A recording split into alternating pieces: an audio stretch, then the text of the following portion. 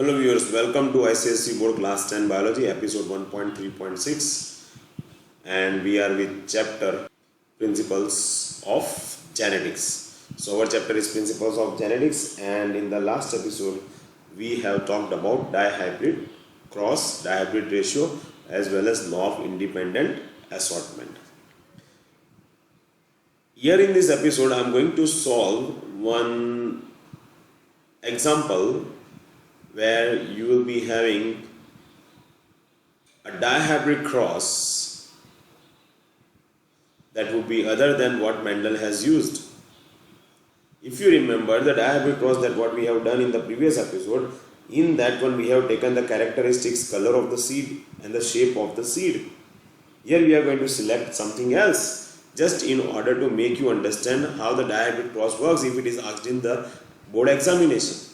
So let us see our dihybrid cross. So dihybrid cross, first of all we will write down the characters that what we are going to work it on. So first of all let us see the question. The questions will be like this.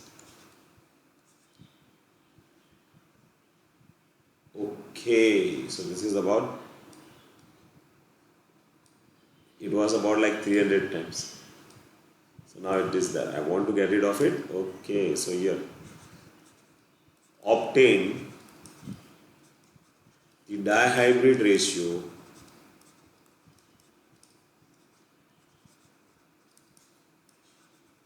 when a homozygous dominant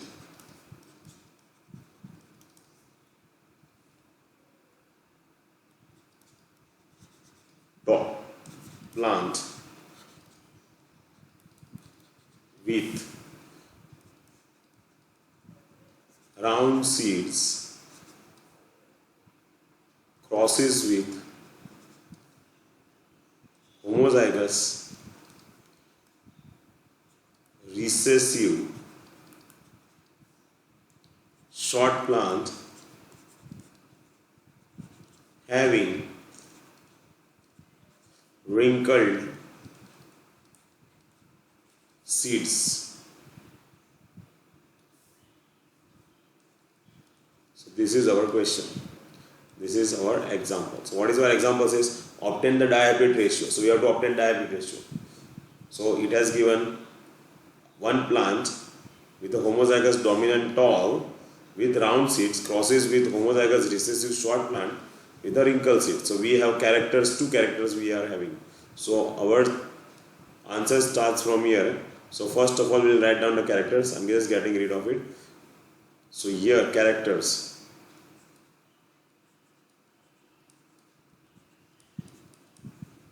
So which character it is given? It is given tall, that is height of the plant, and second shape of the seeds. So let us say homozygous dominant height tall, shape of the seed round, and here second plant homozygous recessive short and the shape is wrinkled, shape of the seed is wrinkled. So this is plant 1 having tall height and the round seeds, and this is plant 2 having short height and the wrinkled seeds. Going to change the color to write down the genotype. So here genotype capital T, here capital R. Going to change the color for the recessive one. So here small t, and here it is what? Small r. So one plant is with capital T, capital R, and another plant is with the genotype small t, small r. So we are going to write here parent 1 generation that will be having capital T, capital R, crosses with, so on the top you write cross because it is going to be a cross pollination, and it will be what? Small t, small r, small r.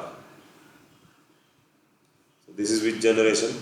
This is parent 1 generation. So we write P1, or you can say parent 1 generation. The gametes that are going to form here is capital T, capital R, capital T, capital R, and this is going to be what? Small t, small r, and small t, small r. These are what? Gametes. And gametes are formed by the process of meiosis. Gametes are formed by the process of meiosis. Now I am going to make a Punnett square to represent F1 generation. So here Punnett square with the F1 generation. Here capital T, capital R, capital T, capital R, small t, small r, small t, small r. Going to change the color so you will be able to understand properly. Always capital first, capital T, small t, capital R, small r, capital T, small t, capital R, small r, capital T, small t, capital R, small r, capital T, small t, capital R, small r. So we write phenotype. That is a physical expression obtained. So plant will be tall, as well as the seeds will be round seeds, right? And they are all 4. So the ratios for that one is going to become 1. While the genotype will be what? Capital T, small t, capital R, small r. This is hybrid, or you can say heterozygous, or another word is impure, right? All 4. So the ratio for the genotype is what? 1. We don't have to stop here, we have to continue for F2 generation. So let us go for F2 generation. So F2 generation is from the F1 generation. So this one is my F1 generation. Now F1 generation plant grew and they become mature, they became parent. So here capital T, small t, capital R, small r, self pollination, capital T, small t, capital R, small r. This become parent 2 generation. Now I am going to change the color for the gametes. So capital T with capital R, this is one gamete. Capital T with small r, this is another gamete. Small t with capital R, this is another gamete. And small t with small r is the another gamete. Same gametes are going to be here because it is self-pollination. These are the gametes, and gametes are formed by the process of meiosis. Here I am going to make the Punnett square.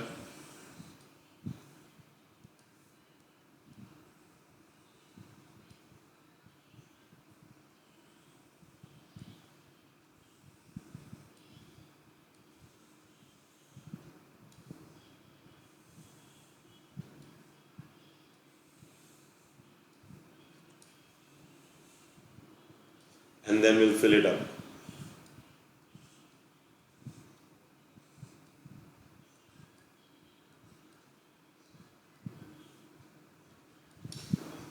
So I'm going to change the color so it becomes identifiable and it is easy to see and easy to understand. So here I will write capital T, capital R, capital T, small r, small t, capital R, small t, small r.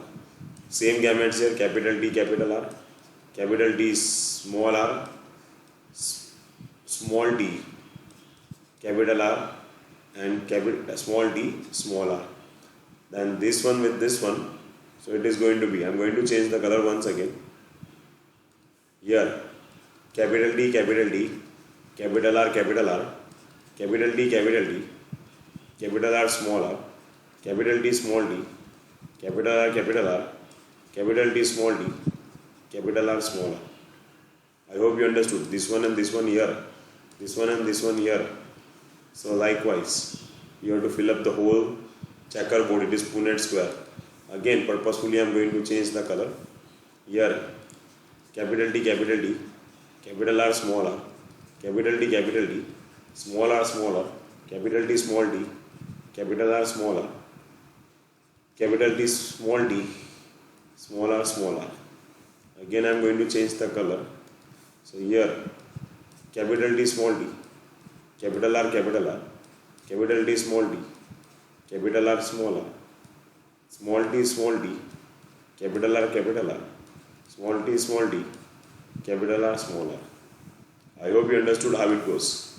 So again, change the color. So here, capital T, small t, capital R, small r, capital T, small t, small r, small t,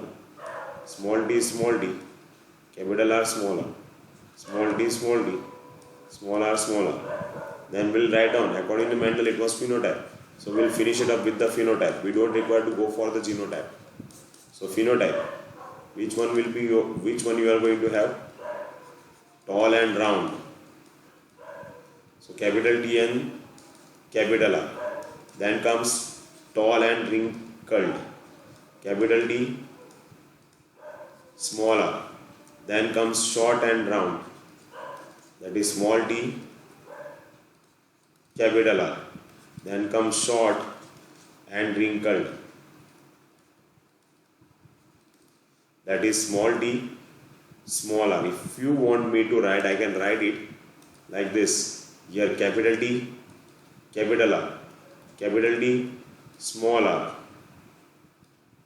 Here small t, capital R. Here small t, small r. So let us find out the numbers. Capital T, capital R. This one is capital T, capital R, capital T, capital R, capital T, capital R, capital T, capital R, capital T, capital R, capital T, capital R, capital T, capital R, capital T, capital R, capital T, capital R. So how many you got it? 4, 8 and 1, 9. So you got what? How many? Tall and round? 9. Then another one, tall and wrinkled. You have to find out tall and wrinkled. So tall, capital T, smaller. So this is capital T, smaller. This is capital T, smaller. This is capital T, smaller. So here you got tall and wrinkled. Then next one, which one it is? You are having short and round. Small t, capital R. Small t, capital R. Small t, capital R. Small t, capital R. And the last one, what is remaining here? The small t, small r. Small t, small r, it is 1. So here if you see, this one is 3, this one is 3 and this one is 1. So this ratio 9:3:1 is known as dihybrid ratio. I hope you understood how to solve this problem, dihybrid ratio, how to solve the question. The questions that are likely to be asked along with the main question will be: state the law of independent assortment. Number 2, scientific name of garden pea. Number 3, why was Mendel successful in his experiments? In his experiments or in experiments? In his experiments. Number 4, why he selected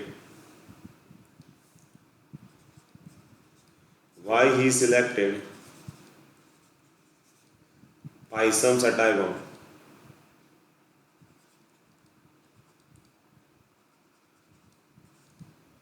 What are the laws of genetics? So these type of questions are likely to be asked along with this one. So I hope you understood answers. We have seen law of independent assortment in the previous episode. We have seen the scientific name of garden bee, why Mendel was successful in his experiments, why he selected Pisum sativum, which are the laws of genetics. These are the three laws of genetics: law of dominance, law of segregation, and law of independent assortment. Or they may be asked one more question related to state the law of dominance, law of segregation, and what is the monohybrid ratio. What is the difference between dihybrid and monohybrid cross? So such type of questions are likely to be asked in board examination along with these questions. Anyway, if you have any doubts or any sort of questions, please let me know. This is pretty simple. I am zooming out, so it becomes easy for you to see. So this is how the sum looks like. So write down at the last dihybrid cross. Anyway, I hope you enjoyed the video. Thanks very much, and I'll see you in the next episode. We'll go on further with the topic.